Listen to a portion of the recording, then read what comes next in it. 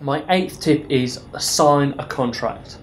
When you place an order with a factory, you must have a contract with them. If you don't, and when the order's made, even if there's an obvious problem, getting the factory to take responsibility can become very, very difficult. Because the legal system in China is still quite underdeveloped, when we started Easy Imex, I couldn't see the point in making a contract. What if someone defaults for any reason? Would you really take them to court?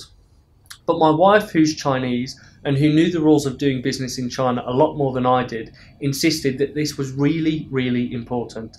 As always, my wife was right. It's because of this lack of a legal system in China that your word is very powerful. And in China, putting your word on paper is as close as you're going to get to a legally binding contract. However, when making a contract with a Chinese factory, there are some critical rules that you must follow in order for that contract to be valid. Otherwise, it won't be worth the paper it's written on.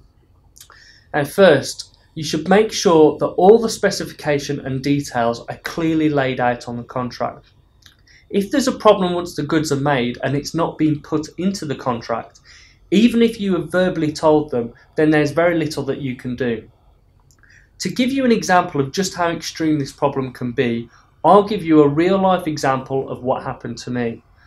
I once had an order of mops. Long behold, the order was finished. One problem, there were no heads on the mops.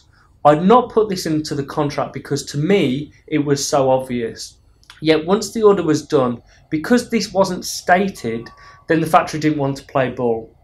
Long story short, I was able to solve this problem with the factory.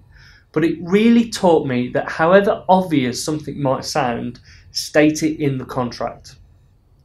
Secondly, in China, people don't use letter-headed paper. They don't recognise this. Instead, each company has a stamp. And unless the factory has put their stamp to the contract, even if it's been signed by somebody at the factory, to them this makes this contract worth nothing. Take my word for it, if there's no stamp on the contract, you might as well rip it up there and then. My third and final tip on making a contract with a supplier is to use a third party in China. For our members, Easy Imex creates all the sales contracts on their behalf. This is a huge advantage because when it comes to contracts, as Easy Imex is also a Chinese registered business, Chinese manufacturers tend to abide by our contracts more than they would if we were, say, an overseas company. As our contracts are valid under Chinese law, not only that, but by doing this contract, they can see that it's written in Chinese and English, and it makes it a lot easier for them to understand.